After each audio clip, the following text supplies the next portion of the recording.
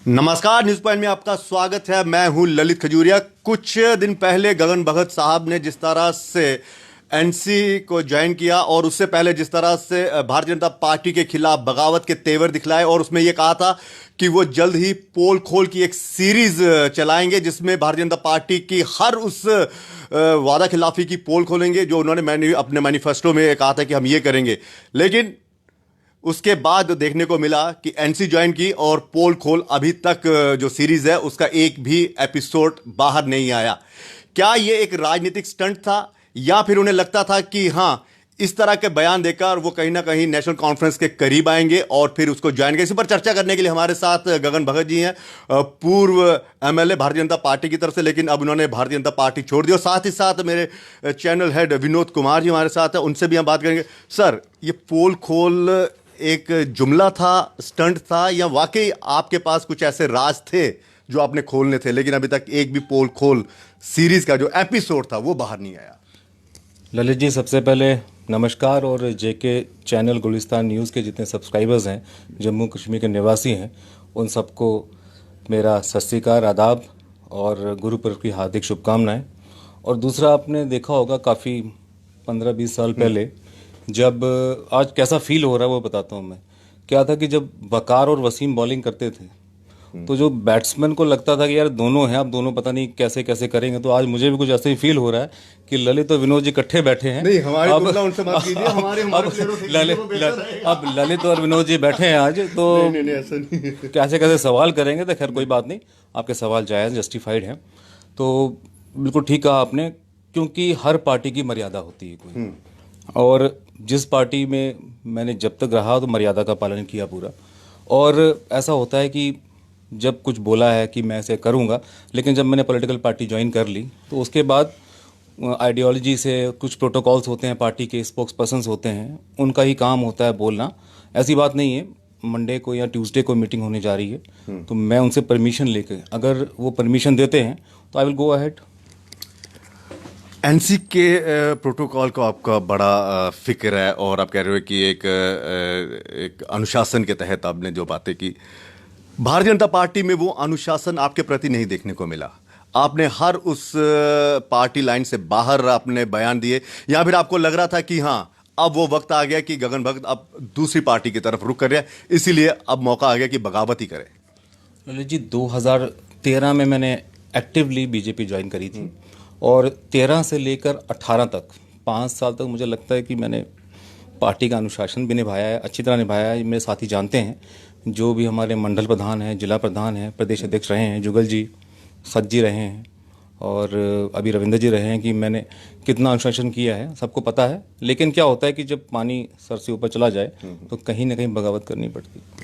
Sir, आपको क्या लगता है कि वाकई पानी सर से ऊपर चला गया था, या फिर गगन भगत को यह पता चल गया था कि पिछले 4-5 महीने से जो उन्होंने बगावती तेवर अख्तियार किए थे पार्टी के खिलाफ और अपनी वो दिखा रहे थे कि मैं बागी हूँ, उसको लेकर इनको पता चल गया था, तो तभी ये सब कुछ हो रहा था?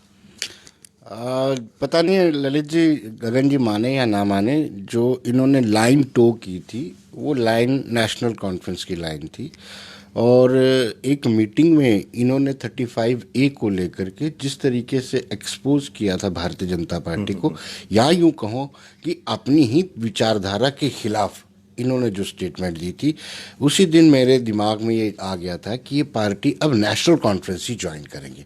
और वो भाषा बिल्कुल वैसी भाषा बोली जा रही थी जैसे देवेंद्र सिंह राणा जो प्रोविंशियल प्रेसिडेंट हैं, वो डिट्टो वर्ड टू वर्ड गगन भगत जी वही चीजें बोल रहे थे। उनकी स्क्रिप्ट थी क्या? ऐसा लग रहा था कि स्क्रिप्ट उन्होंने लिखी है और पढ़ ये रहे हैं, और ये एश्योरेंस मिल गया है कि आपको टिकट भी मिलेगी, आपकी ज्वाइनिंग भी नेशनल कॉन्फ्रेंस में होगी। उसी दिन मुझे इस चीज़ का एहसास हो गया। हालांकि उस दिन मैंने खबर भी की थी कि जो एमएलए हैं वो अपनी ही पार्टी की विचारधारा के खिलाफ 35A को अपोज कर रहे हैं। लेकिन सर, एक और चीज़ थी, ये जो इन्होंने बगावती जो तेवर अख्तियार किए थे, ये तब देखने को मिले जब इन्हें पार्टी से निलंबित कर दिया गया। उससे पहले कुछ नहीं बोले थे ये? नहीं, उससे पहले भी शुरू कर दिया था। जैसे ही इनके खिलाफ कंप्लेन आई, मामला डिसिप्लिनरी कमेटी के पास चला गया और संपर्क इनका जब महबूबा से होने लगा और उसके साथ नेशनल कॉन्फ्रेंस वाले भी अप्रोच करने लगे, तो तब इनको पता था कि अब दोनों ही हाथ में लड्डू है, कोई टेंशन वाली बात नहीं है। तो इसलिए इन्होंने अपना एग्रेसिव पेन उस दिन से ही दिखाना शुरू कर दिया था जब इनका निजी मामला था, उस पर भारतीय जनता पार्टी के लोगों ने इंटरवेन किया। वो उनका व्यक्तिगत मामला था और पार्टी ने जैसे एक्शन लेने का सोचा और जिस तरह से दबाव भी बना, फिर मीडिया में भी आना शुरू हुआ, तो इनका संपर्क होना महबूबा मुफ्ती से, इनका संपर्क नेशनल कॉन्फ्रेंस से होना, ये इनका जो कॉन्फिडेंस लेवल था वो बढ़ गया था कि अब टिकट तो मुझे मिलेगी ही। अब बड़ी दिक्कत यह है कि पहले भूषण डोगरा जी किसी से संपर्क करते थे, अब लेकिन अब वो अस्वस्थ हैं, अब बीजेपी के साथ संपर्क कर रहे हैं क्योंकि इन्होंने पार्टी को छोड़ दिया और एनसी का दामन था। सर, क्या ये जो स्क्रिप्ट थी वाकई एनसी की तरफ से लिखी जा रही थी, या जो पीडीपी की स्क्रिप्ट थी वो आपको पसंद नहीं आई? कुछ तो ऐसा था। नहीं, मैं आपको कुछ तथ्य सामने लाऊंगा। देखिए जी, क्या था कि जब मैं नौकरी कर रहा था, 35A के बारे में सुनते थे और इतनी गंभीरता से नहीं लेते थे, और वैसे ही जम्मू के कई लोग ऐसे होंगे जो 35A को गंभीरता से नहीं लेते, ना ज़्यादा ध्यान देते हैं।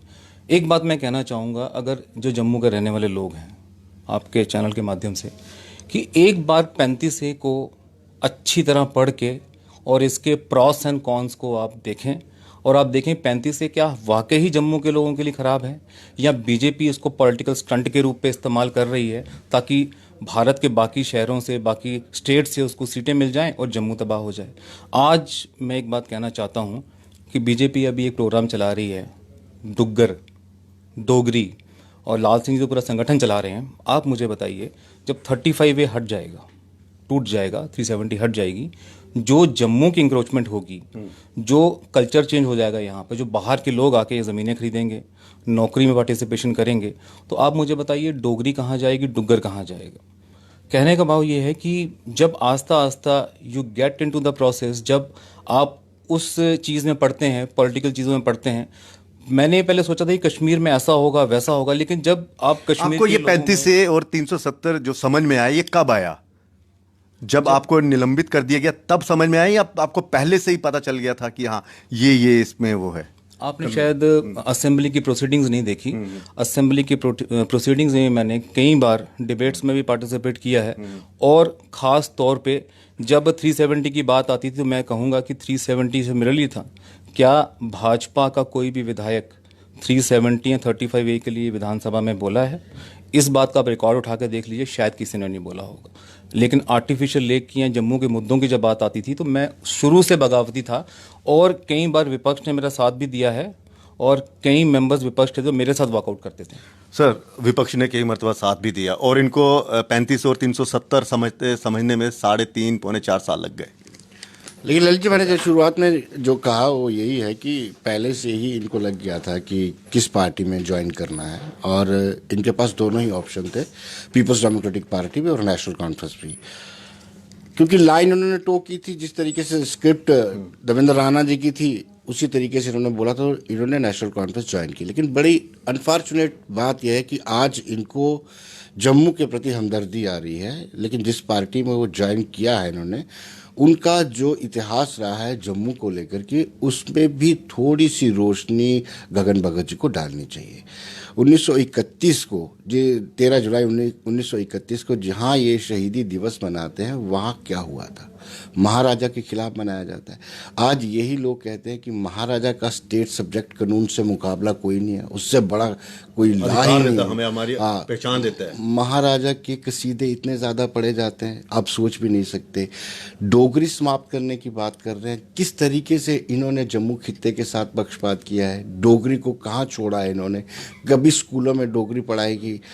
बड़ी मुश्किल से 8 शेड्यूल में, वो वाजपेयी जी, स्वर्गीय वाजपेयी जी का शुक्रगुजार हूँ जिन्होंने अपने कार्यकाल में 8 शेड्यूल में डोगरी को लाया था, उसका शुक्रगुजार हूँ। नेशनल कॉन्फ्रेंस कब और कब, नेशनल कॉन्फ्रेंस कब सोचेगी डोगरे और डुगरों के बारे में? क्यों चिंता है इनको? अब देखिए, हमारे यहाँ से लोग बाहर की स्टेट में अप्लाई कर सकते हैं। कितने लोग हैं जो सरकारी नौकरियां कर रहे हैं बाहर? दिल्ली पुलिस में कितने लोग हैं आप बताइए।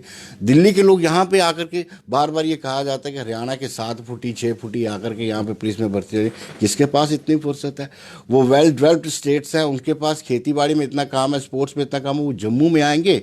इस स्टेट में क्यों आएंगे? मुझे लगता है कि कहीं ना कहीं भावनाओं के साथ भावनाओं के साथ खिलवाड़ करने की कोशिश की जा रही है। और जो स्क्रिप्ट लिखी गई है उसी स्क्रिप्ट को दोहराया जा रहा है। तो गगन जी के लिए यही पार्टी आपको लगता है कि यही सबसे ज़बरदस्त पार्टी थी, अच्छी पार्टी लगी इनको, कि जो इनके किरदार को और आगे बढ़ाएगी?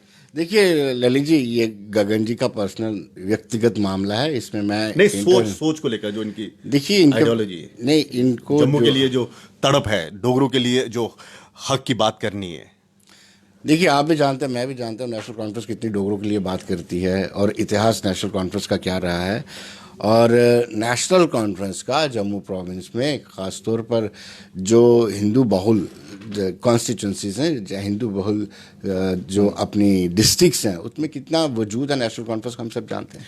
गगन जी, सवाल ये भी उठता है कि क्या आपको वाकई पीडीपी के साथ आपकी काफ़ी मुलाकातें हुई थी पिछले दिनों, उनके बड़े बड़े नेताओं के साथ ज्वाइन आपने एनसी कर ली, तो यही तो पूछ रही, ये सवाल है कि आपको एनसी में ऐसी कौन सी खूबी दिखी कि आप एनसी के मुरीद हो गए, आपने फारूक अब्दुल्ला की मौजूद में, उनकी क़यादत में आपने एनसी ज्वाइन कर ली? क्या ऐसी खासियत क्या लगी आपको?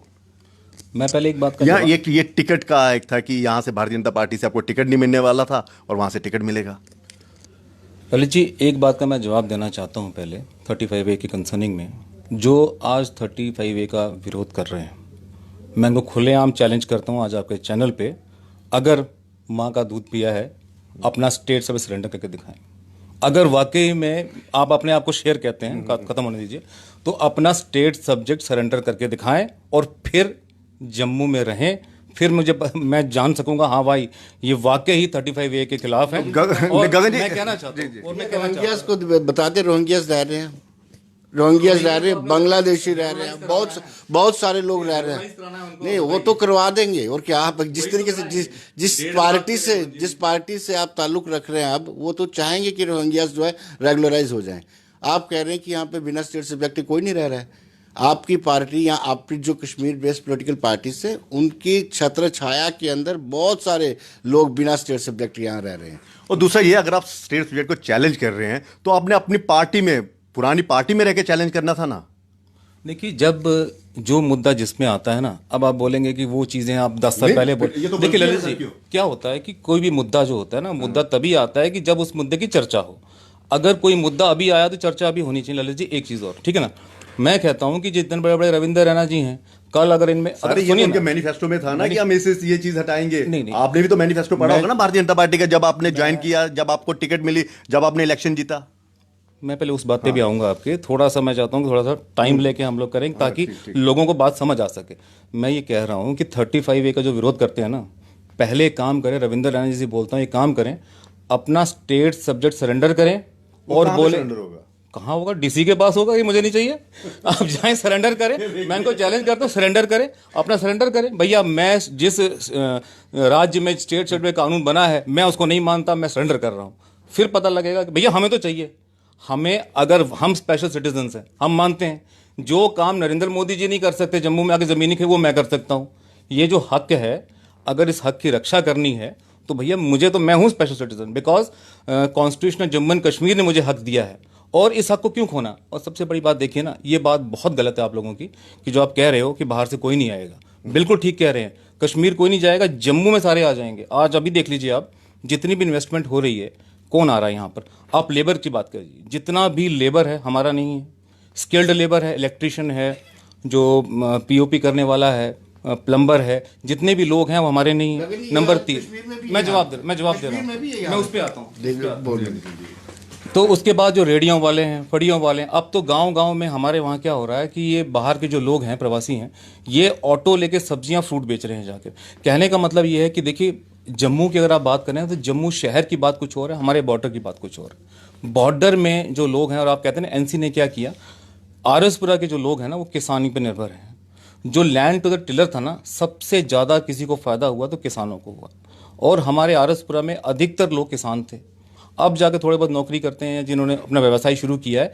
तो खासकर जो मेरा इलाका, जहाँ से मैं विधानसभा चुनाव लड़ता हूँ, और खासतौर पे बिश्ना हो गया, सुचेतगढ़ हो गया, जहाँ पर नेशनल कॉन्फ्रेंस को अच्छा वोट मिलता है, वो इसलिए वोट देते हैं क्योंकि विजयपुर हो गया जैसे, सांबा हो गया जैसे, क्योंकि वहाँ किसानी ज़्यादा है। और जिन क्षेत्रों में किसानी नहीं थी, वहाँ पर शायद लोगों को इतना फ़ायदा नहीं लगा, तभी वहाँ का वोट बैंक कम है। लेकिन आरएसपुरा में जो है एनसी का अच्छा वोट है, क्योंकि वही लोग जो जोतते थे वो मालिक बन गए। देखिए सवाल तो यही उठता है ना, आपने स्किल्ड लेबर की बात की, आपने कहा इलेक्ट्रिशियन देख लिए, प्लम्बर्स देख लिए, यहाँ पे जो फेरी लगाता है वो बाहर के, तो 12 पिछले कई सालों से, दशकों से उन्हीं की सरकार यहाँ पे चलती आ रही है। भारतीय जनता पार्टी के तो 3.5 साल मिले थे, और उन 3.5 सालों में आपने भी तो कुछ ऐसा किया ही नहीं कि हाँ जी लोकल्स यहाँ पे सब कुछ करते।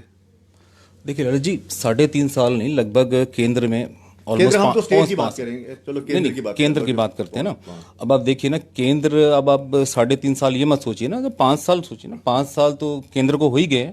अब रिफ्यूजिंग की बात ले लीजिए, ये लोग कहते थे रिफ्यूज 30 लाख रुपए देंगे, अब आप मुझे बताइए 5.5 लाख में उनको मिले हैं, और वो भी उनसे ओटीएस ले लिया हुआ है। आज रिफ्यूजी कम्युनिटी है, उसको 5.5 लाख रुपए मिले हैं, उनको मैं ये कह रहा हूँ, वही आपने कम कर स्किल्ड दिया। लोगों, आपने कितनी स्किल्ड लेबर यहाँ पे क्रिएट की, कितने लोगों को आपने ट्रेन किया, ये बताइए।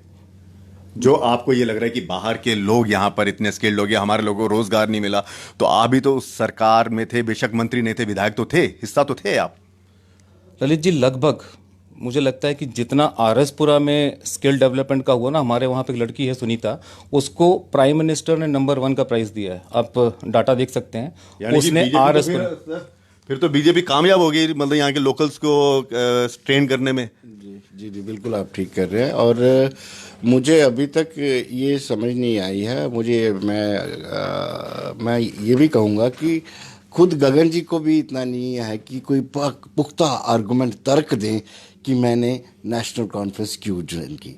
वो एग्रेरियन रिफॉर्म की पुरानी बात कर रहे हैं शेख मोहम्मद अब्दुल्ला की, वो तब घिसी पिटी बात को लेकर के आज भी वो कह रहे हैं कि उसी तर्ज पर वोट डाले जाते हैं जहाँ जहाँ पर एग्रेरियन रिफॉर्म्स के फ़ायदे हुए हैं। तो मुझे लगता है कि मैं चाहूँगा कि गगन जी कोई सॉलिड ऐसा आर्गूमेंट दें कि नेशनल कॉन्फ्रेंस में ऐसी कौन सी अच्छी चीज़ उनको नज़र आई जो भारतीय जनता पार्टी में नहीं थी और जो इन्होंने ज्वाइन की, या फिर पीपल्स डेमोक्रेटिक पार्टी में नहीं थी, क्योंकि ये संपर्क पीपल्स डेमोक्रेटिक पार्टी के साथ भी था इनका। सर क्या था जी सर? देखिए, मैं कहना चाहता हूं कि जो फ़ायदा हुआ वो तो बात करनी चाहिए, चाहे पुराना फ़ायदा हो जो है। बाकी भाजपा से तो हमें कोई फ़ायदा नहीं मिला। अगर भाजपा के पुराना देख लीजिए आप कह रहे थे 1931 नेशनल कॉन्फ्रेंस की बात कर रहे थे, तो मैं 1924 की बात करता हूं, जब संघ बना था। 1924 में संघ की स्थापना हुई थी, और आज़ादी की लड़ाई में एक भी संघी शहीद नहीं हुआ। ये तो बड़ी अचरज की बात है। जिन लोगों ने, मैं ऑन रिकॉर्ड दिखा दूंगा, इन लोगों ने तो भारत का झंडा भी फहराने से मना कर दिया था। तो आज भारत माता की जय बड़ी जोर से लगाते हैं, चिल्ला चिल्ला के लगाते हैं भारत माता की जय, और जब घोटाले का नाम आते हैं, एक बात मोदी जी की मैं बिल्कुल सही मानता हूँ, पता क्या, वो चुनावों में कहते थे रैलियों में अपने कि जो कांग्रेस ने 70 साल में नहीं किया वो भाजपा और मेरी सरकार 5 साल में करेगी। अब मैंने सोचा डेवलपमेंट है शायद, लेकिन वो बात घोटाले की कर रहे थे। जो घोटाले बेचारी कांग्रेस ने, कोल स्कैम, 2G वूजी, बेचारी 70 साल में जो कांग्रेस ने घोटाला किया, वो ढलाढल जो था बीजेपी ने 5 साल में। आज मैं बता दूं, the feel of Bharatiya Janata party led by Atal Bihari Vajpayee वो अलग था, और led by Modi and Shah अलग है। आज कश्मीर में, आप हिंदुस्तान के बाकी राज्यों में जाके देखिए, वो फील नहीं आ रहा है लोगों में। ये आपके दामन में भी तो ये दाग लगेंगे अगर उन्होंने घोटाले किए हैं। तो उस 5 सालों में 2013 में आपने ज्वाइन की, 14 में केंद्र सरकार बनी, फिर 15 में हम यह कह दें कि यहाँ की स्टेट की, रियासत की सरकार, आप भी तो हिस्सा रहे, तो फिर दाग तो आप पे लगे। गगन फिर किस तरह से दामन उसका पाक साफ हो गया? अगर देखिए ललित जी, जो राफेल का है मसला या और जो मसले हैं, उसमें गगन भगत का कोई रोल नहीं है। उसके लिए बकायदा जो कैबिनेट मिनिस्टर्स होते हैं, भाजपा के तो हिस्सा थे ना। नहीं, भाजपा का हिस्सा रहना इसका मतलब ये नहीं है अगर कोई पार्टी में कोई हिस्सा है। सर, अगर पूरी पार्टी को दोष दिया जा रहा है कि भाजपा ये है, तो फिर ये भी तो उसका अंग थे। देखिए गगन जी, वो आपका व्यक्तिगत मामला है। आपका परिवार अगर पार्टी तक पहुंच जाता है, दूसरा परिवार भी पार्टी तक पहुंच जाता है और पार्टी एक्शन लेता है, तो आपको लगता है कि ये संघ ने कभी ऐसा कुछ नहीं किया कि जो आज़ादी हुई है तो राष्ट्रीय स्वयंसेवक संघ का उसमें कोई भी कंट्रीब्यूशन नहीं था। आप भारतीय जनता पार्टी को गाली निकालते हो, इसलिए निकालते हैं कि आप खुद एक्सपोज हो चुके होते हैं, आपका पारिवारिक मामला पार्टी के अंदर चल गया होता है। लेकिन आपको राष्ट्रीय स्वयंसेवक संघ की परिभाषा का भी पूरी जानकारी होनी चाहिए। जितने भी जंग लड़ी गई हैं, तो आपके पास पुख्ता सबूत होने चाहिए कि राष्ट्रीय स्वयंसेवक संघ के लोग सैनिकों को रोटी देने जाते थे। राष्ट्रीय स्वयंसेवक संघ जो प्राकृतिक आपदा होती थी उसमें सबसे बढ़ चढ़ के स्वयंसेवक आगे जाते थे। ये सब उस वक्त अच्छे थे जब तक ये भारतीय जनता पार्टी में थे। हाँ, मैं बोलना नहीं चाहता था, गगन भगत जी ने मुझे मजबूर कर दिया। क्यों? क्योंकि जब आपको लगा कि मैं एक्सपोज हो चुका हूँ, मेरा निजी मामला पार्टी तक पहुँच चुका है और पार्टी ने अब एक्शन लेना है, पार्टी ने एक्शन ले भी लिया है, आपने दूसरी पार्टी भी ज्वाइन कर लिया है और अब इस वक्त यहाँ पर बैठ कर के आप राष्ट्रीय स्वयंसेवक संघ को कोस रहे हैं। बड़ा अनफॉर्चुनेट है ये। बिल्कुल, इट इज़ वेरी अनफॉर्चुनेट। सही बात है, बहुत अनफॉर्चुनेट है, मुझे भी लग रहा है बड़ी वेरी अनफॉर्चुनेट। ये मैं बता दूं, तमाशा है सिर्फ।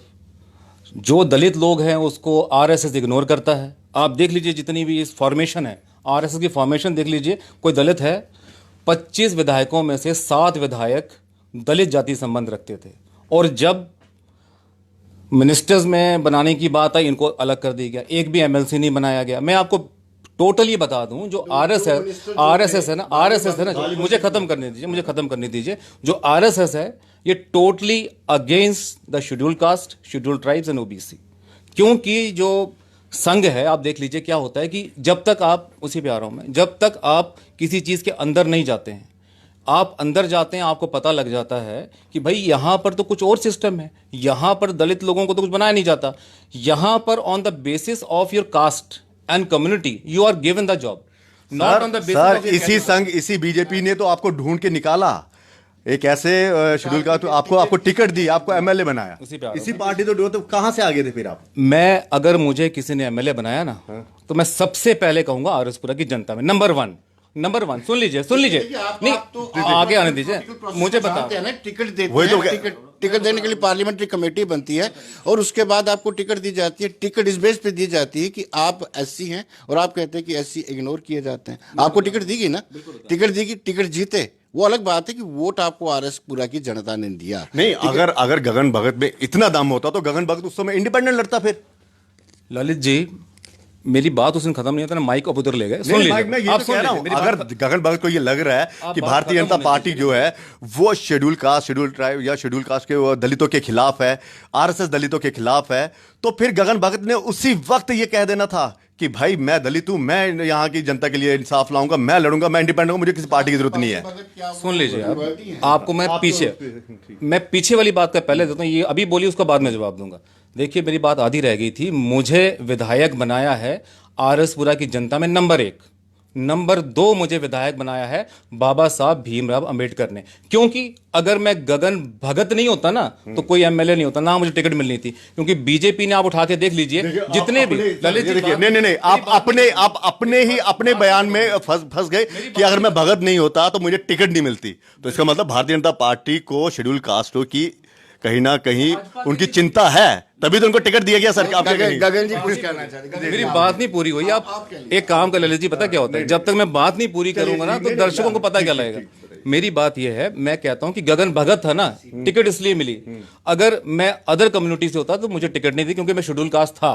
और शेड्यूल, सुन लीजिए, शेड्यूल कास्ट होने के कारण मैं रिजर्व कौंसिल इलेक्शन लड़ सका। नंबर 1 आरएसपुरा की जनता, नंबर 2 भीमराव अंबेडकर जी, नंबर 3 भाजपा। इसलिए कह रहा हूं। और आप देख लीजिए, आप कहते हैं ना भाजपा ने बनाया, बिल्कुल बनाया है। नंबर 3 का रोल है उनका, नंबर 1 का जनता का, नंबर 2 अंबेडकर जी का। और मैं बता रहा हूं आपको कि 7 रिजर्व सीटों पे बीजेपी ने सिर्फ एससी कैंडिडेट्स दिए, बाकी जगह नहीं दी। सर अंबेडकर जी तो हमेशा नंबर 1 ही रहेंगे, क्योंकि उन्होंने संविधान लिखा और सबको उन्होंने बराबरी का मौका दिया। सर ये अपनी बात में फंस गए कि भारतीय जनता पार्टी जो है वो दलितों को नहीं देती, लेकिन मुझे इसलिए टिकट मिला, मैं दलित था। तो चुनकर तो लाए थे ना, ढूंढकर तो लाए थे ना एक ऐसे दलित को जो डॉक्टर भी थे, पढ़े लिखे भी थे और एक इनकी कैटेगरी भी थी, उनको टिकट दिया। ललित जी, मुझे लगता है कि शायद नेशनल कॉन्फ्रेंस अगर ये जीत जाते हैं तो इनको डिप्टी चीफ मिनिस्टर ज़रूर बना देंगे, क्योंकि वो दलितों का पूरा ख्याल रखते हैं। मेरा इतना ही जवाब है, क्योंकि भारतीय जनता पार्टी ने जो 7 रिजर्व सीट थी उनमें 7 दिए, मिनिस्टर्स भी दिया है उनको, और इवन देवेंद्र मनियाल को भी मिनिस्टर बनाया। लेकिन अनफॉर्चुनेट बात है कि पता नहीं क्यों इनको भारतीय जनता पार्टी से इतनी नाराज़गी होगी, क्योंकि वो बाली भगत जी कौन थे? बाली भगत जी भी तो भगत थे, जैसे ये भगत है वैसे ही वो भगत है, लेकिन उनको इनकी याद नहीं आती, क्योंकि उन्होंने शुरुआती दौर में अपना कैरियर जो है राष्ट्रीय स्वयंसेवक संघ से शुरू किया है। इसलिए इनको लगता है कि वो भगत नहीं है, वो राष्ट्रीय स्वयंसेवक संघ के एक स्वयंसेवक है। तब मुझे लगता है कि ये एक वजह मुझे नजर आ रही है। सर वक्त की कमी है, ये बताइए पोल खोल कब होगा शुरू? मतलब ये तो मुझे आप जवाब ले रहे, पोल खोल के पीछे पड़े हुए। क्योंकि देखिए मैं पोल खोल के लिए इसलिए बढ़ा कि आपने बढ़ चढ़कर मीडिया के सामने आकर ये कहा था और चुनौती दी थी कि अगले हफ्ते पोल खोलूंगा, मैं खोलूंगा। अब आप उस चीज से ये मत हटिए ना कि हाँ जी आपको दूसरा सवाल पूछे, मैं तो पोल खोल वाला ही पूछूंगा ना कि जनता को इंतजार है गगन भगत का कि हाँ जी खासकर किस किस को एक्सपोज करेंगे आप। ललित जी, सबसे ज़्यादा लाइक और सबसे ज़्यादा शेयर आपका ही चैनल में होगा, चिंता मत करिए। पोल खोल मैं आपको ही दूंगा पहले, और किसी को नहीं दूंगा, खोलूंगा ज़रूर। थोड़ा इंतजार करिए, क्योंकि थोड़ा सा टीआरपी बढ़ने दीजिए तो आराम से मज़ा भी आएगा और इलेक्शन भी पास आ जाएगा, अच्छा रहेगा। और एक चीज़ बता दूँ, आप देख लीजिए, जो बीजेपी के प्रदेश अध्यक्ष रहे हैं वो किस कम्युनिटी से रहे हैं। नंबर 1, आप कह रहे हैं बाली भगत जी को मंत्री बनाया, 25 विधायकों में से 7 विधायक एससी कम्युनिटी के थे, तो कितना परसेंटेज बनता है, मैं वो बात कर रहा हूँ। ऑलमोस्ट 25% बनता है, तो 12 मंत्री थे तो 25% 3 तो बना ना सर, वो हो गया। इसके बाद जो एससी एडवाइजरी बोर्ड भाजपा को मिलना था, जिससे किसी अनुसूचित जाति वाले को फायदा होना था, इन्होंने क्या किया, वो बोर्ड लेके पीडीपी को दे दिया, और उसके बदले इन्होंने ले लिया पहाड़ी स्पीकिंग पीपल एडवाइजरी बोर्ड, जिसमें कुलदीप राज गुप्ता जी को इन्होंने एमओएस बनाया। इसके बाद सर देखिए, एमएलसी की बात आती है, एक भी एमएलसी नहीं लिया गया, और आप कहते हैं मनियाल जी को बनाया। बिल्कुल, क्या बाली भगत उस टाइम मंत्री थे जब मनियाल जी को बनाया? मनियाल जी को तब बनाया जब बाली भगत को नीचे खींच लिया। कहने का मतलब है कि एक टाइम पर एक ही एससी कम्युनिटी के बंदे को बनाया। मैं इतना साफ कहना चाहता हूं कि जितना, जो कि बड़ी नोट करने वाली बात है ललित जी, कारण क्या होता है कि अपने हक के लिए बात करनी होती है। देखिए, जो गगन को मंत्री बनने का मंत्री बनने का मौका नहीं मिला, उनको वो हक नहीं मिला, ये एक कहा जाएगा। साफ शब्दों में कहिए ना कि मुझे मंत्री नहीं बनाया गया, नाराजगी कर दीजिए। देखिए, खाली गगन की बात नहीं है ये, मैं उन सभी लोगों की बात कर रहा हूं, क्योंकि अगर अनुसूचित जाति की बात करें तो जम्मू कश्मीर में मुसलमानों के बाद एससी कम्युनिटी आती है पॉपुलेशन वाइज, और खाली 7 कॉन्स्टिट्यूंसी उन्होंने बीजेपी को नहीं दी, बाकी भी कॉन्स्टिट्यूंसी ऐसी हैं जिसमें एससी तब लड़ाई लड़ते ना सर, ये लड़ाई तब लड़ते ना। ललित जी, मुझे लगता है कि जिस पार्टी में गया ना, उस पार्टी में 5-7 बार एससी प्रेसिडेंट रह चुके हैं, इनको शायद पता होगा, जिस पार्टी में अब ये गए हैं। अब कह रहे हैं कि भारतीय जनता पार्टी का अगर ट्रैक रिकॉर्ड निकालें तो जो क्या कहा जाएगा सर, ये कि इनको मंत्री ना बनाने का दुख है, नाराजगी जो खुलकर सामने आई? देखिए, 2 फैक्टर हैं जो मुझे नज़र आ रहे हैं, और गगन जी भी हमारे अच्छे मित्र हैं, ये भी मानेंगे, स्वीकार करेंगे। एक तो इनको लगता था और इनको पूरा यकीन भी था, शायद किसी ने एश्योरेंस भी दिया होगा कि कोई टेंशन मत लो, आपको एमओएस तो बना ही दिया जाएगा, ठीक है, एमओएस बना दिया जाएगा। और दूसरी ओर जो इनसे काफ़ी ज़्यादा वोट लिए भूषण डोगरा ने, Bhushan Dogra People's Democratic Party थे, मुझे लगता है वो 2nd नंबर पर थे, आगे पीछे थे, और उनको अगर शेड्यूल कास्ट एडवाइजरी बोर्ड का वीसी बनाया गया तो वो 2nd सेटबैक इनको था। इनको लगता था कि मेरे ही अपोनेंट को मजबूत कर दिया गया। हालांकि वो जब आपका गठबंधन होता है किसी पार्टी के साथ, तो वो पार्टी की टर्म्स एंड कंडीशंस रहती है। उनको मुफ्ती मोहम्मद सईद का पर्सनली लगाव था आरएसपुरा से, क्योंकि उनको जिताया गया था वहाँ से लोगों ने। वो चाहते थे कि उनका एक ऐसा कैंडिडेट वहाँ पे मजबूत खड़ा हो जाए, इसलिए उन्होंने उनको मेरे ख्याल एमओएस का दर्जा दे करके उसको वाइस चेयरमैन बनाया था। ये 2 बड़े फैक्टर थे। एक तो इनको पूरा भरोसा था कि ड्यू शेयर मिलेगा, मुझे मंत्रालय मिलेगा, चाहे छोटा मंत्री बनूँ, एमओएस बनूँ। वो दूसरी बड़ी बात ये थी, आखिर उसको भूषण डोगरा को इतना मजबूत क्यों गया, ये 2 बड़ी बातें थी। तीसरा, फैमिली जो डिस्प्यूट था वो पार्टी मुख्यालय त्रिकुटानगर पहुंच गया। ये 3 कारण थे, और ये तीनों कारणों की बौखलाहट साफ गगन जी के चेहरे पे नजर आ रही है। आपको क्या लगता है कि अब इनको कोई ऐसा वादा किया गया है कि इनको मंत्री बनाया जाएगा? आपको लगता है कि अगर उनकी सरकार आती है तो मंत्री पद मिलेगा? देखिए, अभी से प्रेडिक्ट करना बड़ी मुश्किल बात होती है, और ऐसी सभी पॉलिटिकल पार्टी के जो बड़े नेता होते हैं बेटा ही देते हैं, बेटी किसी को नहीं देते हैं। इनको भी पूरा कैबिनेट में ही जाने का आश्वासन दिया गया होगा, लेकिन जब जीत के आएंगे या जो आने वाला वक्त है तब पता चलेगा कि पार्टी किस तरीके से बिहेव करती है। सर, लगता है आपको कि हाँ मंत्री बन जाएंगे आप? देखिए जी, हर चीज़ मंत्री बनने के लिए होती है, काम करने की बात होती है। अब मुझे समझ में नहीं आता, नाराजगी आपकी भारतीय जनता पार्टी से यही थी कि मिनिस्टर नहीं बनाया गया किसी दलित को। अब मैं ये पूछ रहा हूँ कि आपको लगता है कि अगर रियासत में उनकी सरकार बनती है तो आप मंत्री बनेंगे? आपको इतना आश्वासन है कि हाँ जी, एक दलित जो है वो नेता उभर कर सामने आएगा, मंत्री बनेगा और अपने लोगों के जो भी प्रॉब्लम्स उनको सॉल्व करेगा? ललित जी, मैं खाली मंत्री की बात नहीं कर रहा हूँ, आप सुन तो लीजिए। आप एक चीज को पकड़ते हैं, उसी में चले जाते हैं आगे। ओहो, मेरी एक बात चीज क्या, आप मेरी क्या? बात सुनिए ना मेरी भी। मैं तो बड़े आराम से बात कर रहा हूँ। मुझे ऐसा लग रहा है जैसे ललित जी ने कहा, "अरे, आज मैं करना ही करना है, आज मैं करना ही करना है, आज मैंने टाना ही टाना है।" ठीक है, अब देखिए मेरी बात सुन लीजिए। नहीं, मैं बता रहा हूँ आपको, देखिए बात सुनिए, मैं आपको बता रहा हूँ, जो चीज़ है उस पर बात करिए, मैं बताता हूँ। गगन भगत को मंत्री बनाया, इस पे मत जोर लगाइए। जिसको मंत्री बनाना था उन्होंने ले दे के बना दिया, आपको भी अच्छे से पता है, और जहां पर हैं आप वहां भी अच्छे से पता है कितना फायदा हुआ है। तो बाकी आप छोड़ दीजिए उस चीज़ को, उसके बारे में बाद में किसी दिन खास इंटरव्यू रखेंगे। एमएलसी नहीं बनाया गया, जो हमारा हक था, एडवाइजरी बोर्ड हमें मिलना चाहिए था, क्योंकि लोगों ने वोट दिए थे, उन्होंने पीडीपी को उठा के दे ठीक है, दिया। कुल मिलाकर आपकी ये नाराजगी है। नाराजगी ये भी, एक सुनिए ना, एक बात और, नाराजगी ये भी है कि जब पार्टी फॉर्मेशन हुई, जब पार्टी का पूरा एक सेटअप बना यहाँ पर, जिसमें सच शर्मा जी थे, उसके बाद किसी भी एससी कम्युनिटी के बंदे को जनरल सेक्रेटरी या प्राइम पोस्ट पे नहीं बिठाया गया। रीजन उसका रीजन ये है क्योंकि अशोक कोल जी कहते हैं, भाई जो एससी कम्युनिटी के लोग हैं उसके लिए हमने एससी मोर्चा बनाया है ना।